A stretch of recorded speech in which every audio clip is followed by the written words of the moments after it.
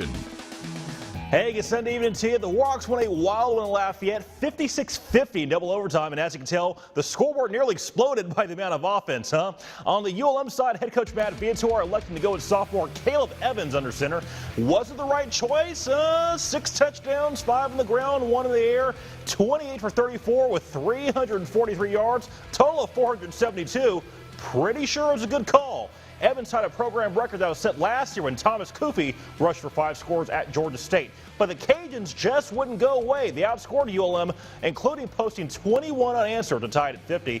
However, in the second overtime period, Alabama transfer Derek Gore had his second TD tonight, sealing the deal for Coach V and his men. With the solid numbers, does this mean we'll see Evans take the starting job away from Garrett Smith?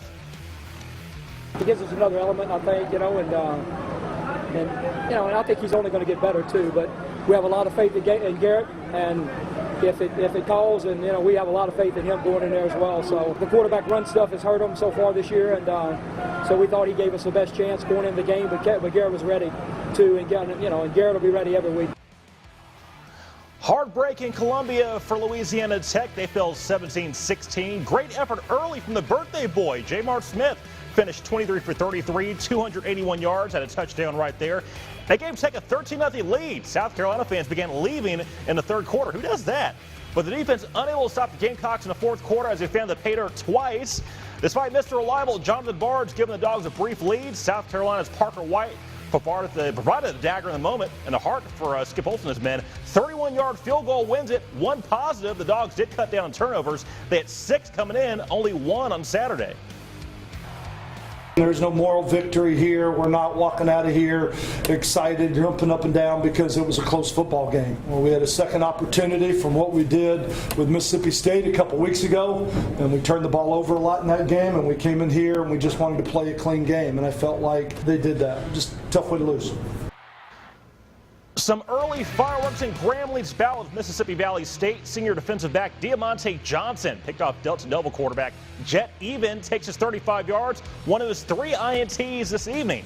Scary moment for the black and gold. Quarterback Devontae Kincaid left in the first half, leg injury, but according to head coach Broderick Fobbs, he's just fine. Later, backup Jeremy Hickbottom picked up where Devontae left off, threw a 23-yard pass to Devane Davis. That put the Tigers up 22-0 over Valley. They win 38-6. Coordinator Everett Todd's defense played spectacular. Delta Devils didn't have a first down until the 8-minute mark in the second quarter. They did a really good job of making it very tough for them, not allowing the quarterback to set his feet and make throws, and then picking the ball off and returning them for touchdowns. So anytime you got a defense that's good against the run, also great against the pass, and also scores points for you, gives you a chance to be successful. And be sure to tune in tomorrow to NBC 10 Sports at 6 and 10. More from Grambling and ULM. Coming into Sunday over the season, the Saints need to get something right before the schedule gets even tougher. However, it all starts with defense as the team is in the cellar in that category, allowing 512 yards a week. Ouch. Before the game, Saints joining many NFL teams in kneeling or sitting down during the national anthem. First quarter in this one, Carolina up a field goal, Saints to 5. Drew Brees with a perfect strike over to Michael Thomas. Visitors in front 7-3. More on Brees later, he ain't finished. More from the D nows, now a 7-6 contest. 7 minutes and a half, Panthers to the 24. Newton throws it in the hands of New Orleans quarter P.J. Williams. Bad day for Cam. One of his 3 picks. He was actually benched in the fourth quarter. Third quarter now, these guys hoping to add some insurance. Breeze steps back in the pocket, hurls a 40-yard pass to former Panther Ted Ginn Jr. New Orleans goes up 24-6 at this point. They get win number 1. Hallelujah, 34-13. Thanks in part to 3 Panther turnovers off 3 interceptions. Each week we make an emphasis on the takeaways and ball security offensively. But if you looked at this series, specifically this team, it was going to be probably one of the most important stats. It was good to get some takeaways offensively.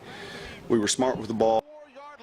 Hey, good heartwarming story taking place this afternoon over at ULM. At the intramural baseball fields, the Strongest Steel tournament took place. Over 30 teams from across Louisiana. Players ranging from ages 9 to 14 coming together to support Steele Beckton, who suffered from spinal muscular atrophy. He threw out the first pitch before the afternoon tilts. It's an extreme blessing. We thank God for everything that we do. Without him, we wouldn't be where we are. How did it feel to go out there and throw the first pitch today? Happy. It's I've always done it before. What a feel-good story that is. More from ULM and Grambling tomorrow at 6 and 10 on NBC 10 Sports. But right now, after the break, more with Crystal and Rebecca Velasquez.